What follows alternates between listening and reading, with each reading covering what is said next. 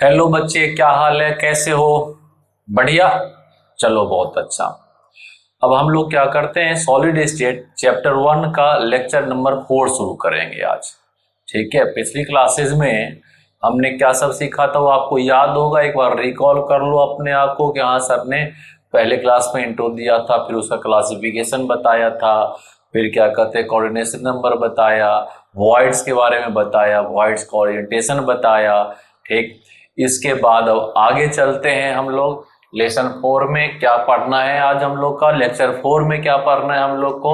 ठीक है।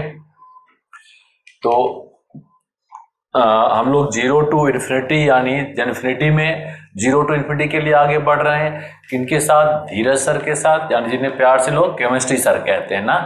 और धीरे धीरे आप भी कहना शुरू करोगे प्यार से, क्या? Chemistry sir. ठीक। क्या आता है बेटे? Relation between edge length and radius. देखो बेटे, क्या होता है कि जब कभी हम कोई चीज बनाते हैं स्फीयर से, ठीक, तो उसका एज लेंथ और उसके रेडियस का कुछ प्रॉपर रिलेशन होता है, वो समझना चाहिए। तब आगे की चीजें हम समझ पाएंगे। आगे की चीजें क्या समझ पाएंगे? जैसे कि पैकिंग एफिशिएंसी, कितना स्पेस लिया गया और कितना स्पेस, ठीक है, अनऑक्युपाइड रह गया है, उसके बारे में पढ़ना होता है। इसी को टारगेट करके हमारा है relation between edge length and radius. कई बार बच्चे बुक ढूंढना शुरू करते हैं, ठीक है, इस तरह ये कहाँ से पढ़ा रहे हैं। ये ऐसे टॉपिक नहीं है, यूजफुल टॉपिक है, ताकि हम पैकिंग एफिशिएंसी निकाल सके, उसके लिए। राइट बच्चे? तो क्या होता है सिंपल क्यूबिक में, देखोगे क्या होता है, आपने 4 बॉल स्फीयर रख दिया यहाँ पर, ठीक, और ये इसका एज लेंथ हो गया, ये एक दूसरे को टच करता है, क्लोज पैक स्ट्रक्चर है, टच कर रहा है, ए इक्वल टू कितना हो जाएगा? 2r। ठीक है, क्योंकि ये r है, ये r है, और ये पूरा का पूरा a है, तो a इक्वल टू कितना हो गया? r। Right? Clear? Simple cubic में इतना ही काफी है। और a इक्वल टू 2r, तो जब r निकालना होगा तो a को 2 से आप डिवाइड कर दो। ठीक। हाँ, a एज लेंथ और r रेडियस ऑफ एटम है। राइट बच्चे? इसके बाद अगला आता है हमारा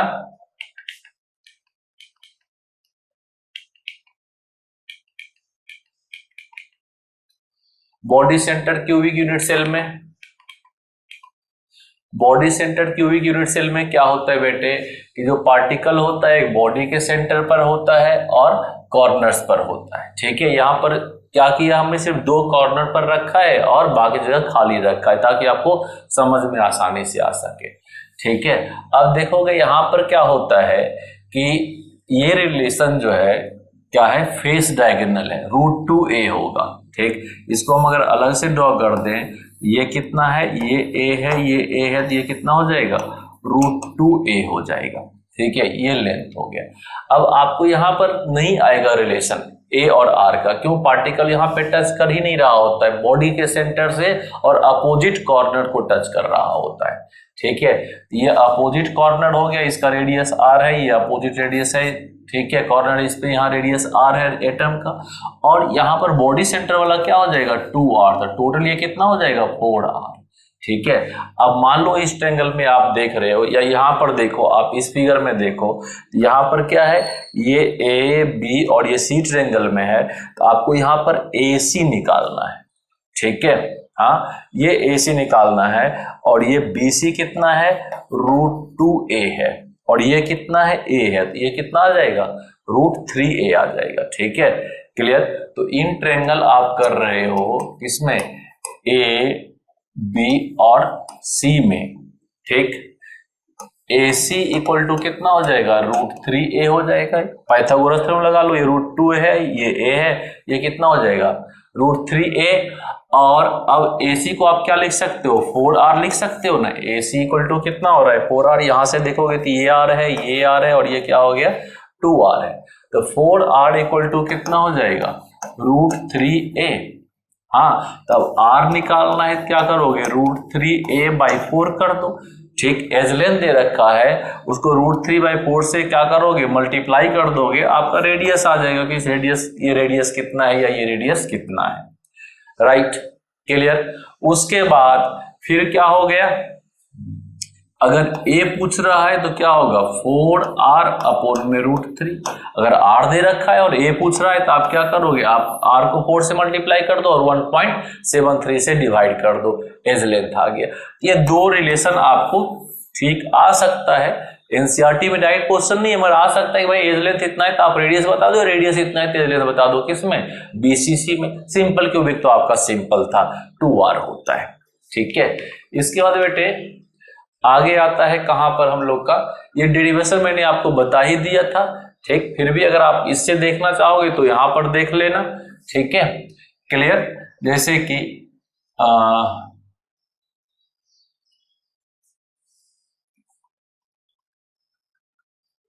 ठीक, आप यहां पर क्या करोगे, इस डेरिवेशन को आप इस फॉर्म में भी देख सकते हो। यहां पर ये क्या है, बॉडी डायगोनल है, √3a हो जाएगा। ए बी को a ले लिया है, बी सी को √2a, A C equal to कितना हो जाएगा 4r। आप यहाँ पे इस तरह से पुट कर दो, r इक्वल टू √3a/4 आ रहा है। ठीक है, क्लियर। आपको जैसे आसान लगे, जिस तरह से आप प्रेजेंट कर सकते हो कर देना। ठीक है बच्चे। हाँ, अब आता है हमारा कौन सा, फेस सेंटर्ड क्यूबिक यूनिट में। फेस सेंटर्ड क्यूबिक यूनिट में क्या होता है बेटे, यहां पर देखोगे, ठीक, फेस डायगोनल से जा रहा है, ये फेस है, ये आप इधर फ्रंट का फेस लिया हुआ है, ए बी और सी में ए बी ए है और बी सी भी ए है। और क्या करोगे, पाइथागोरस थ्योरम लगा दो तो ये कितना हो जाएगा, √2a आ जाएगा। ठीक है, हाँ, ए बी इक्वल टू है, बी सी इक्वल टू ए है और ए सी इक्वल टू कितना है 4r है। r रेडियस ऑफ एटम है, ए एज लेंथ है, पाइथागोरस थ्योरम लगा लो। ठीक है, क्या होगा, हाँ, इसको सॉल्व करोगे तो कितना हो जाएगा 4r इक्वल टू कितना √2a, क्योंकि ये क्या है 4r है, ये r है, ये r है और यहाँ का ये 2r है, टोटल हो गया 4r। और ये डिस्टेंस पाइथागोरस से आपने क्या निकाल दिया, √2a। हाँ, r इक्वल टू कितना हो जाएगा √2a बाय कितना 4। ठीक, इससे आप सॉल्व कर लो, या a निकालना है। ठीक है, तो जब a निकालना है तो क्या हो जाएगा 4r अपॉन में √2, 4r अपॉन में √2 इक्वल टू क्या हो जाएगा a हो जाएगा। a दे रखा है तो आप r निकाल सकते हो, r दे रखा है तो a निकाल सकते हो, या आप यहाँ पे √2 से क्या करो मल्टीप्लाई कर दो। ठीक है, इस फॉर्म में भी आ जाता है, इसको भी मैं बता देता हूं। क्या हो गया, r equal to √2a upon में 4। ठीक है, इसको आप क्या करो √2 से और इसको भी आप √2 से मल्टीप्लाई कर दो, ये 2 हो जाएगा। ठीक है, तो यहां पर कितना आ गया, ये 2 बच गया आपका, तो 4। ठीक है, हाँ, इस तरह से आप सॉल्व कर सकते हो, राइट, कि r इक्वल टू कितना हो जाएगा a/2√2। क्लियर, क्या आ जाएगा a/2√2। r इक्वल टू हो गया a/2√2।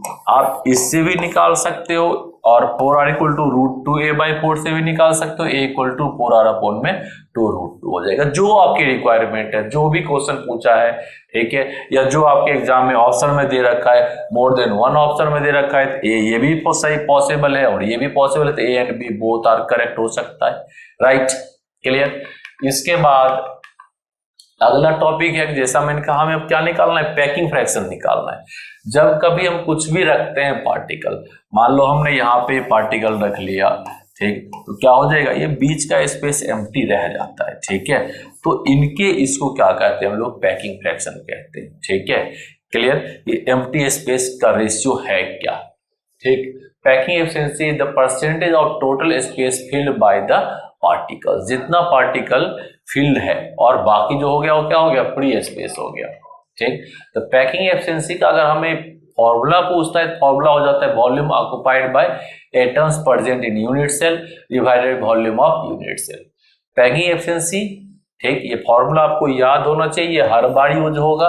क्या होता है, तो वॉल्यूम ऑफ यूनिट सेल, ठीक है, हाँ, वो आप, ठीक है, okay, sorry, volume of unit cell है, ठीक, और ऊपर क्या है, volume occupied by atom present in unit cells. ठीक है, वॉल्यूम ऑफ एटम्स अपॉन में वॉल्यूम ऑफ यूनिट सेल, इसके रेशियो को आप क्या कहते हो, पैकिंग एफिशिएंसी कहते हो। ठीक है, कई बार इसको पैकिंग फ्रैक्शन भी लिखा होता है। ठीक है, पैकिंग फ्रैक्शन हो गया 1 में और जब परसेंटेज पैकिंग फ्रैक्शन हो गया तो क्या करोगे आप 100 से मल्टीप्लाई कर लोगे, ठीक है, क्लियर। तो पैकिंग फ्रैक्शन हो गया या पैकिंग एफिशिएंसी हो गया, मल्टीप्लाइड बाय जब आप क्या कर लेते हैं 100 से कर लेते हैं तो क्या होता है परसेंटेज पैकिंग फ्रैक्शन या परसेंटेज पैकिंग एफिशिएंसी हो जाती है, राइट। ठीक, अब देखोगे बेटे यहां पर क्या हो गया, ये आ रहा है फॉर्मूला, क्या क्या निकालना है हमें, ठीक।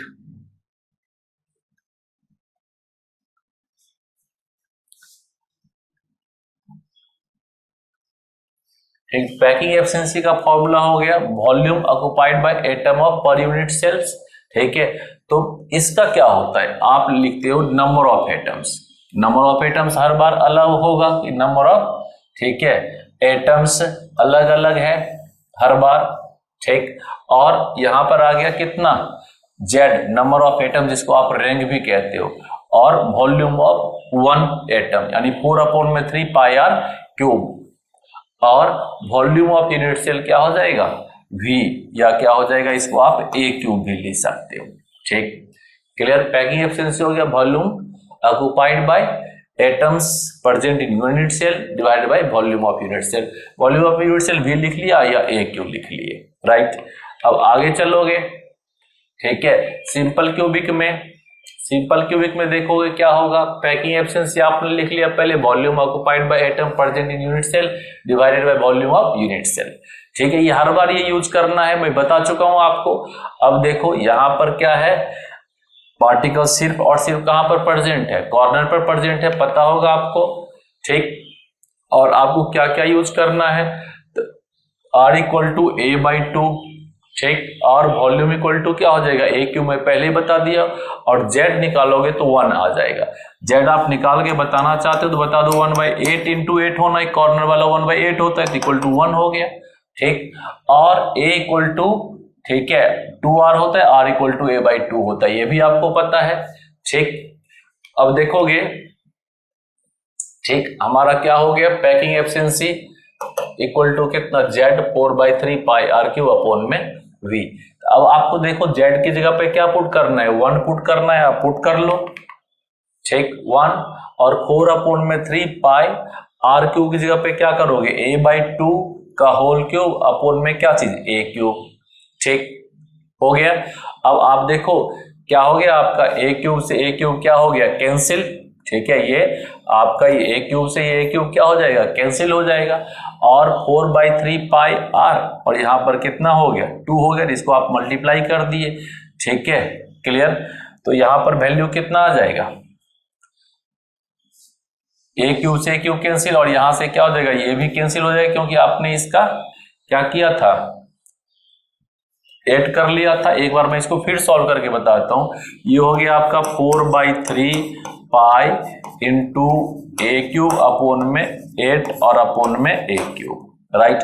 इस A क्यूब से A क्यूब को कैंसिल कर दो, और यहां पर कितना हो जाएगा ये 2 आ गया, ठीक है, वैल्यू कितना आ गया π/6। कई बार तो सिर्फ पाई पैकिंग फ्रैक्शन तक ही सॉल्व करके छोड़ दो, कहता है भाई π/6 आ गया, पैकिंग फ्रैक्शन कितना आ गया π/6। इसमें भी 4 ऑप्शन बना देता है कि π/6 आएगा, π√2/6 आएगा, π√2/8 आएगा, π√3/8 आएगा, 4 ऑप्शन कुछ भी बना दिया। तो आप यहाँ पर इसको याद रख सकते हो, इसका क्या आएगा π/6 आएगा, पाई का वैल्यू 3.14, आप 6 से डिवाइड कर दिए 0.52 आ गया, 0.52 इसका क्या हो गया पैकिंग एफिशिएंसी हो गया।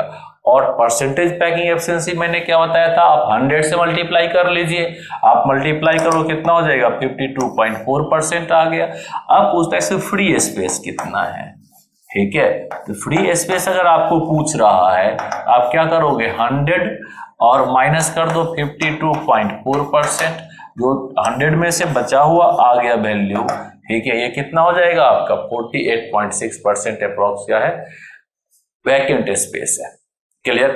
आगे बात समझ में, कि आपका ये 2 मार्क्स का डेरिवेशन आ सकता है कि आप पैकिंग एफिशिएंसी निकाल के बता दीजिए सिंपल क्यूबिक में, हो गया। और बाकियों के लिए ज्यादा आता है, ठीक है, सिंपल क्यूबिक में छोटा सा था 2 मार्क्स का बन गया, अब आप आगे बढ़ रहे हो किसके लिए बीसीसी के लिए, और ठीक है तो कैसे आएगा। अब देखोगे बीसीसी में पार्टिकल्स कहां पर प्रेजेंट है, बीसीसी में पार्टिकल्स प्रेजेंट है बॉडी के सेंटर पे और कहां पर कॉर्नर्स में, ठीक है। तो r इक्वल टू कितना हो गया √3a/4। अभी हम लोग पीछे डिराइव कर लिए थे इन चीजों को, यहाँ पे हम दोबारा ड्राइव करके नहीं देखेंगे, ठीक है, जरूरत नहीं है, इसकी रिक्वायरमेंट नहीं, आप सीधा सीधा वैल्यू पुट करोगे। और वॉल्यूम इक्वल टू क्या हो जाएगा a³ z इक्वल टू 2। हाँ, आप z चाहो तो दोबारा निकाल के दिखा सकते हो, 1/8 × 8 + 1 × 1, तो 1 + 1 कितना हो जाएगा 2। आप ऊपर वहां पे दिखा दीजिए भाई, ठीक है, हमने स्ट्रक्चर बना लिया और क्या कहते हैं z निकाल के 2 दिखा दिया। अब देखो आगे क्या होता है, ठीक है, पैकिंग एफिशिएंसी आ गया, volume occupied by atom in unit cell divided by volume of unit cell. ठीक, अब आप क्या करोगे यहाँ पर 4z × 4/3 πr³ अपॉन में v। ठीक, अब आप उसका वैल्यू पुट कर दो, r का क्यूब करना है तो क्या होगा √3a/4 का होल क्यूब करोगे, z का वैल्यू आप 2 पुट कर लो। ठीक है, आपने z की जगह पे 2 पुट कर लिया, 4/3 पाई, r की जगह पे क्या होगा √3a/4, √3a/4, ठीक है, और अपॉन में a³। क्लियर। अब देखो इसको आप सॉल्व कर सकते हो तो क्या होगा 2 × 4/3 पाई × 3√3a³ अपॉन में कितना हो जाएगा 64 और a³। इस a³ से a³ को कैंसिल कर दो, ठीक है। हाँ, उसके बाद क्या हो गया, इस 3 से 3 को कैंसिल कर दिया, ठीक, और यहां पर कितना हो जाएगा 4 × 2 = 8, 8 8 = 64 कैंसिल हो गया तो कितना हो गया π√3/8 आ गया। अब इसका पाई पैकिंग फ्रैक्शन आपको याद रखना है, क्या हो गया π√3/8। ठीक है, कंफ्यूजिंग हो सकता है, कहीं π√2/6 आता है, कहीं π√2/8 कर दिया, कुछ कर दिया, आप कंफ्यूज कर गए, तो आप इसको सॉल्व करके देख सकते हो, या अगर आपको याद है तो अच्छी बात है कि भाई हमने क्या लिख दिया π√3/8, सीधा हमें पता था, हमने तो लिख दिया। अब वैल्यू पुट कर दो 1.73, पाई का वैल्यू 3.14, 8 से डिवाइड कर दो, पैकिंग फ्रैक्शन आ गया 0.68 और परसेंटेज पैकिंग 100 से मल्टीप्लाई कर दिया 68। अब फ्री स्पेस अगर आपको पूछ रहा है यहाँ पर भाई बताइए फ्री स्पेस कितना है, तो आप क्या करोगे 100 - 68। क्लियर, तो कितना हो जाएगा 32% इसमें फ्री स्पेस है, उसमें 48 पॉइंट समथिंग था या इसमें 32% है।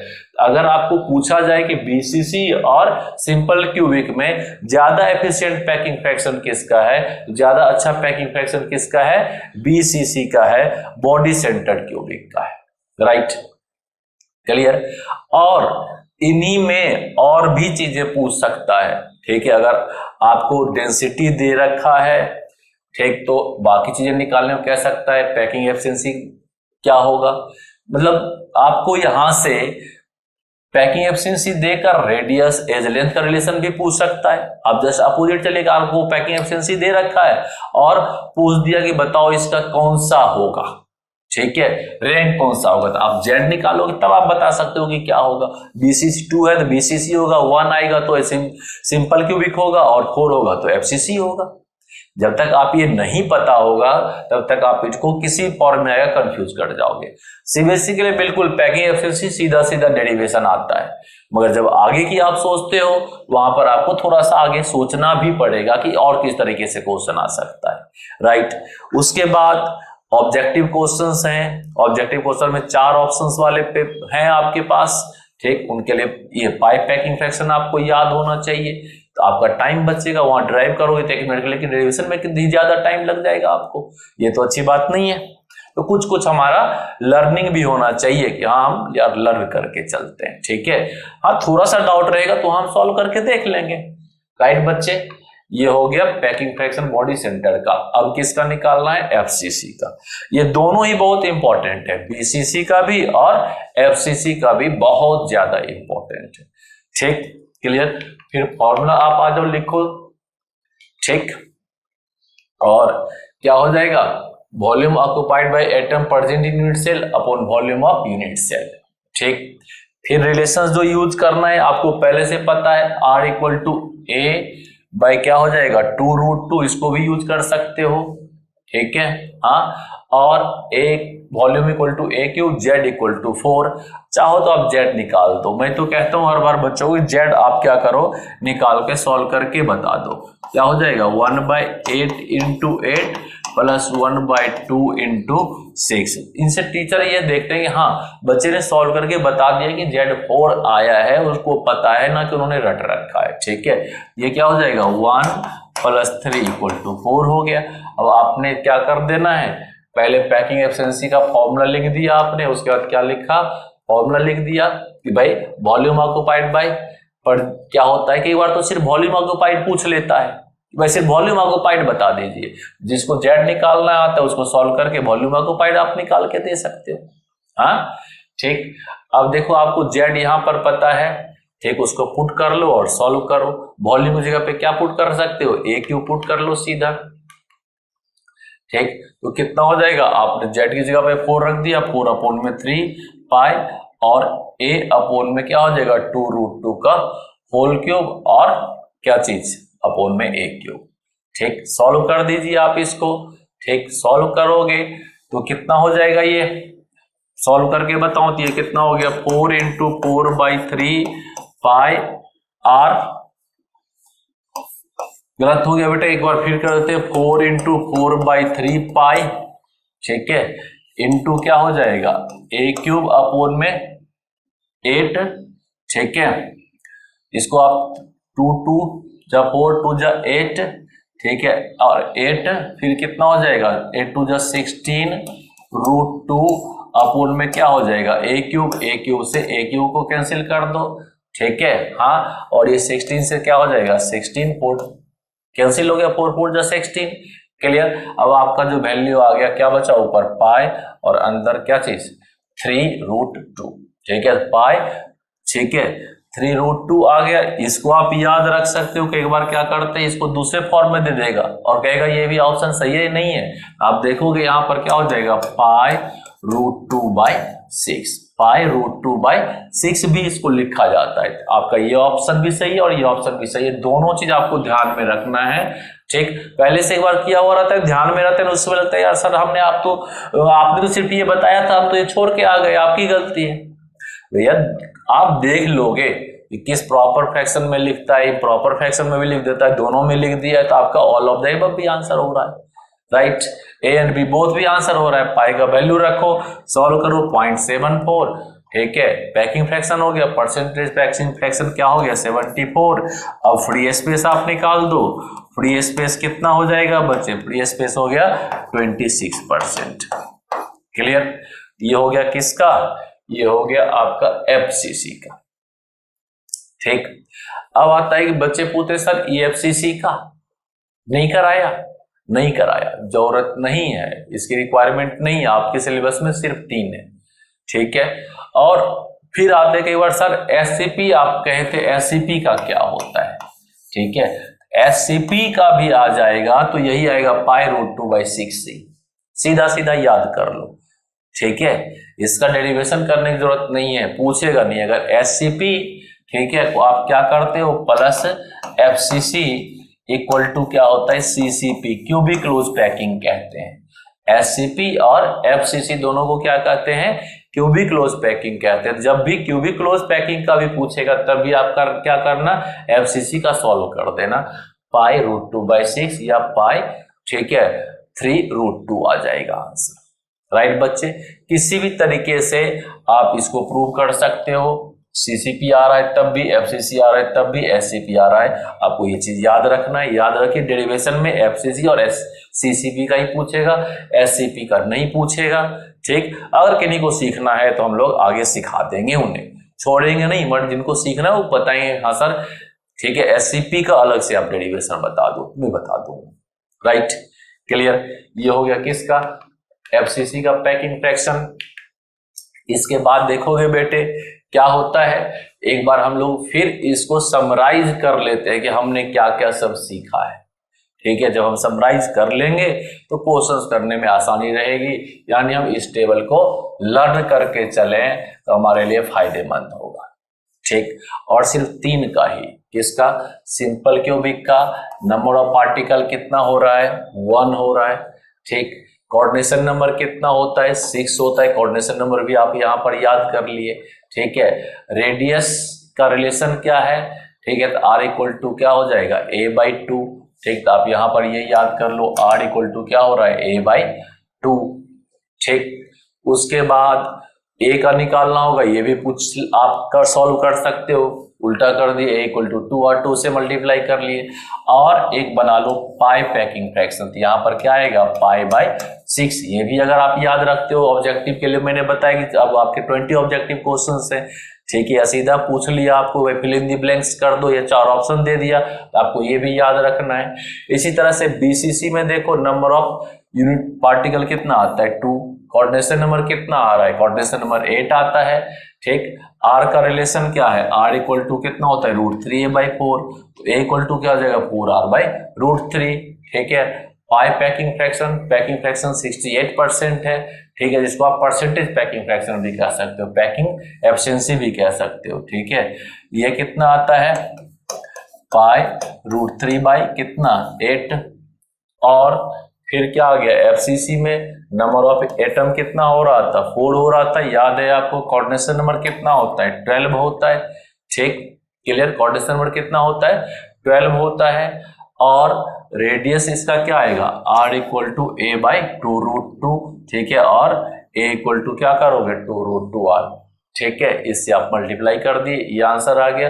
पैकिंग एफिशिएंसी कितना आ रहा है इसका 74%, और वैल्यू क्या आता है π√2/6। ठीक है, π√2/6 याद कर लो, √2 से क्या करोगे कॉमन ले लोगे तो 3√2 आ जाएगा। ठीक, π3√2।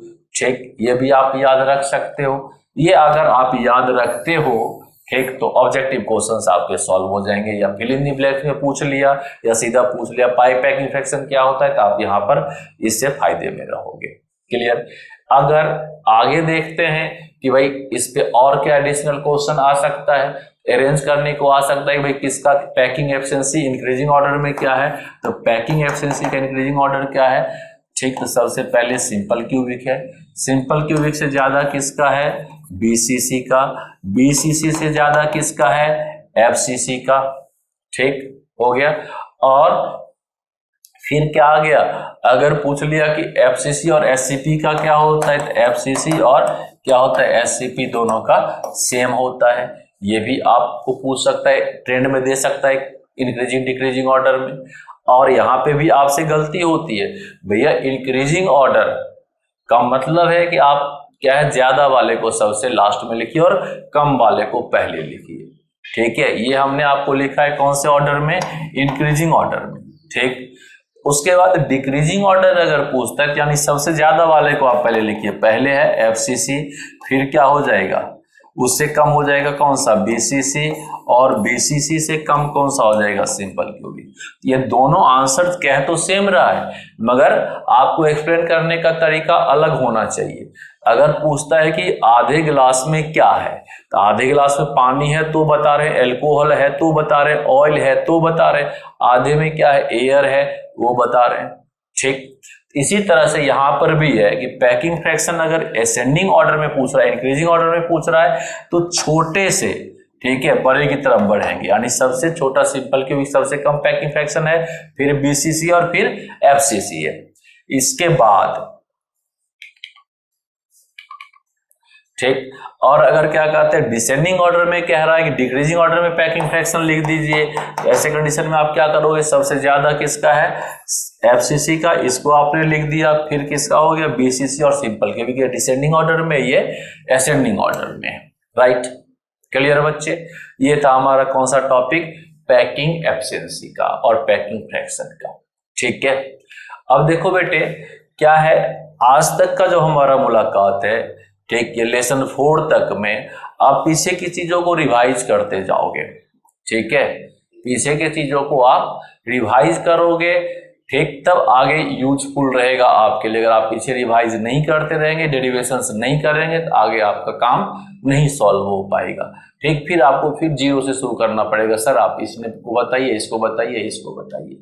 ठीक हो गया, यहां तक में मेरे ख्याल से कोई डाउट नहीं होना चाहिए। अगर डाउट है क्वेश्चंस करिए, तो आप उसको पूछेंगे जरूर। ठीक है बच्चे, क्लियर। फिर हम लोग अगली क्लास में अगला टॉपिक पढ़ेंगे, तब तक आप क्या करिए, लाइक करते रहिए, अच्छे कमेंट्स करते रहिए, वो एनर्जी बूस्टिंग का काम करता है। ठीक है, इसका मतलब नहीं कि अगर कोई चीज समझ में नहीं आया तब भी आप कह दीजिए कि हाँ सर ने अच्छा ही बताया। कोई चीज समझ में नहीं आता है तो उसको भी आप मेंशन कीजिए, सर इस चीज को रिपीट करने की जरूरत है, तो हम उसको रिपीट करेंगे। ठीक, और अच्छा लगता है दूसरे लोगों को भी बताइए, वो भी सीखेंगे। ठीक, और आइए यहाँ पे सब्सक्रिप्शन बटन आपके पास है, आपके पास उसको आप दबाइए, नहीं दबाए हैं तो, और दबा लिए हैं तो आप बाकी लोगों को भी बताइए। राइट।